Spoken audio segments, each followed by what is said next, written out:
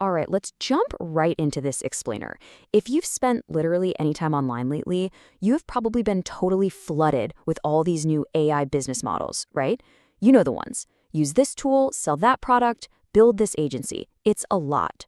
So today, we're going to cut straight through all that overwhelming paradox of choice and look at the actual hard data behind building a real AI leveraged business.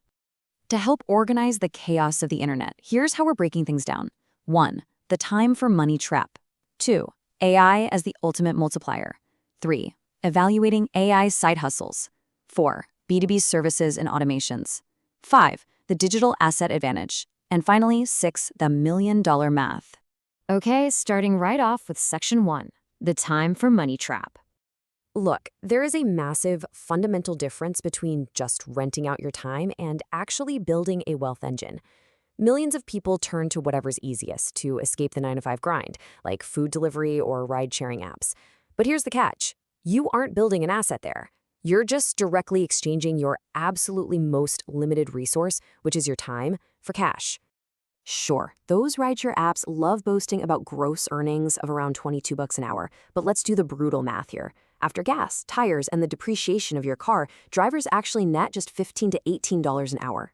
And the very second you stop driving, your income literally drops to zero.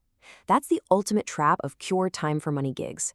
They're totally fine for quick emergency cash, for sure, but they are absolutely not a long-term plan for building wealth. Moving on to section 2.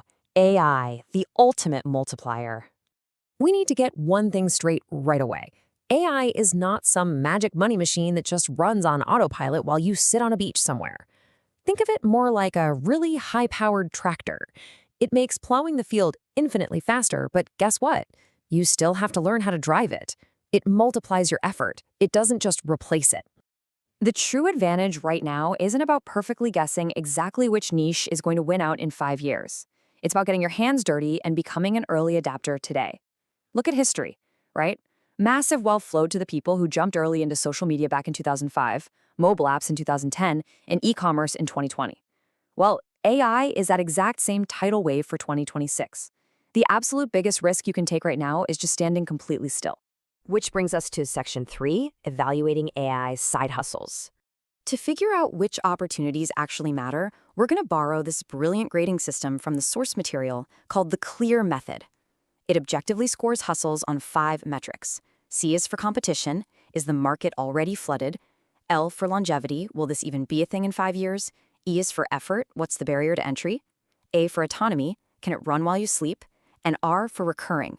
Are you getting paid more than once for the exact same work? Every category gets up to 5 points. And when you actually apply that framework, the results are super revealing. Low barrier stuff, like AI user-generated content, falls way behind. Because it's so easy to start, the competition is just completely fierce, which drags the score down to a 12. Now, AI voice agents require a bit more technical effort, so they bump up to a 16. But sitting right at the top, with a perfect 20 points, are digital products, because they offer almost total autonomy. All right, let's dive into section 4, B2B services and automations. Here's the reality. Small businesses are drowning in repetitive work, and they absolutely love anything that saves them time. Think about it. A simple weekend project where you set up a system to route a local gym's missed calls to an AI booking agent, that can yield thousands in recurring retainer value. A missed call is lost revenue for them. So by setting up a 24/7 automated response, you aren't just selling tech, you're selling measurable, undeniable business efficiency. And the tools out there right now are incredible. Take a completely free tool like Google Notebook LM. It is an absolute goldmine.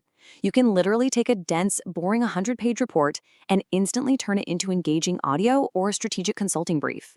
You can upload chaotic, scattered meeting notes and have the AI structure a perfectly clean business mind map. Businesses will happily pay premium rates for someone who can organize their chaos into actionable insights.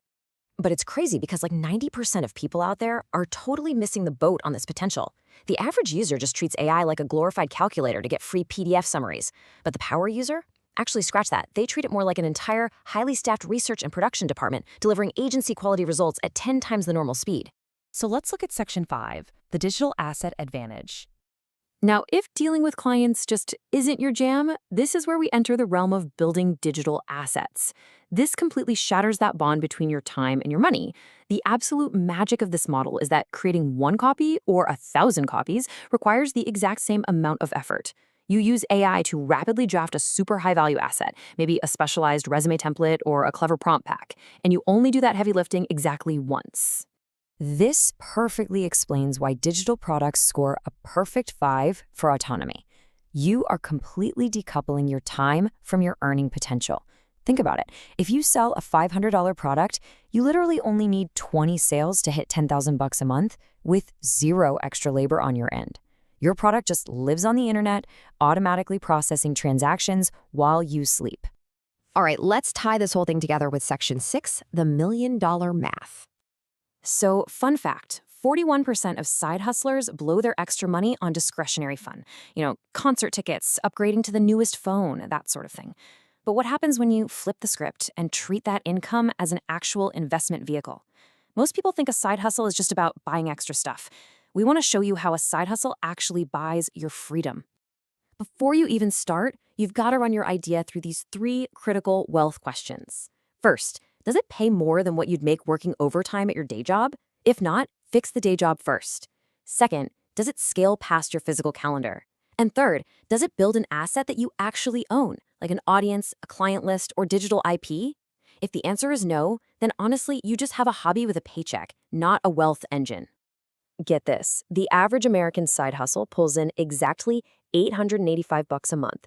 Now imagine we route that straight into a broad index fund using a tax-advantaged account like a solo 401k. The golden rule here is that your hustle money never, ever touches your daily lifestyle.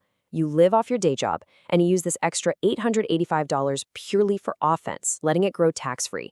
By taking that 885 bucks every single month and investing it at the market's historical 7% average, it is wild what happens. That exact same side hustle magically crosses $1.08 million in 30 years. You don't need giant startup funding or crazy luck. It is just the unstoppable math of compound interest fueled by hours you are already willing to work anyway. It's literally the same hustle, the exact same hours worked on the weekends, but one person spent their extra cash on concert tickets while the other bought total, absolute financial freedom. They both put in the effort, but one of them recognized that leveraging AI to build scalable assets and then investing those profits completely shifts the trajectory of your entire life. You absolutely do not need to master every single tool out there. You just need to pick one path, take some action, and let the incredible leverage of AI go to work for you. Please do not let this massive technological shift just pass you by. So pick your model, start building your asset today, and ask yourself, what is the true cost of just standing completely still?